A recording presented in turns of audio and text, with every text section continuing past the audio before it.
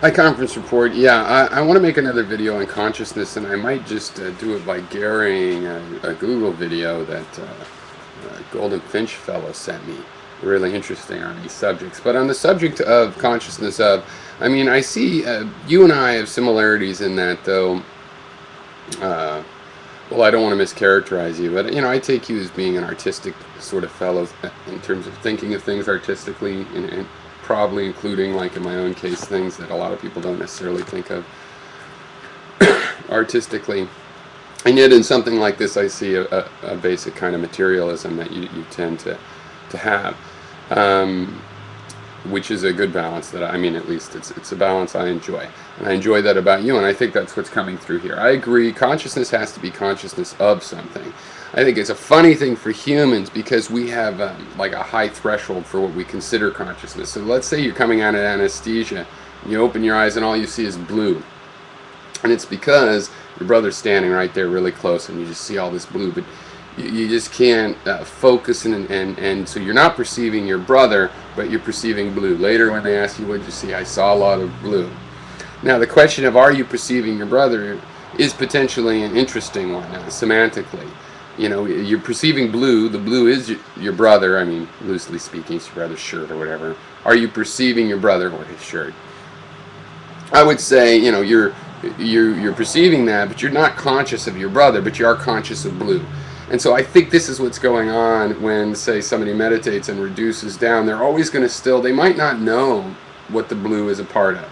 They might not even know still further that it is blue, right? Because just knowing that we're perceiving blue might be that, okay, I'm perceiving blue and I realize I'm also perceiving myself perceiving blue. But you could not have that higher level perception, just be perceiving blue, not know it. But for example, let's say blue is your favorite color and it calms you. Well, they could scan your brain and see that it was calming you, but you wouldn't know that you were going through this calming process as such. You'd just be experiencing it. And I think you always have to have this in any kind of consciousness. And it's sort of my version of how we're hooked to reality. I mean, even if the world isn't a material as we think of it, if it was made of dream stuff, we're somehow plugged into this, and without it moving, it's like we're water wheels, and unless the water of reality flows through it, it doesn't turn, there wouldn't be consciousness. So I think that even though consciousness could be discrete and come in and out while it's going on, it always has to be of something.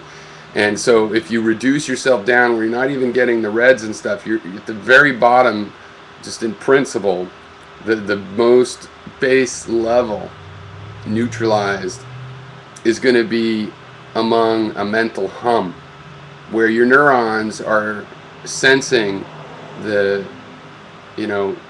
sensing still output from other neurons. That other neuronal output might be quieted, but there's still the timing codes, there's still the hum, the frequency of the brain, and you're experiencing that.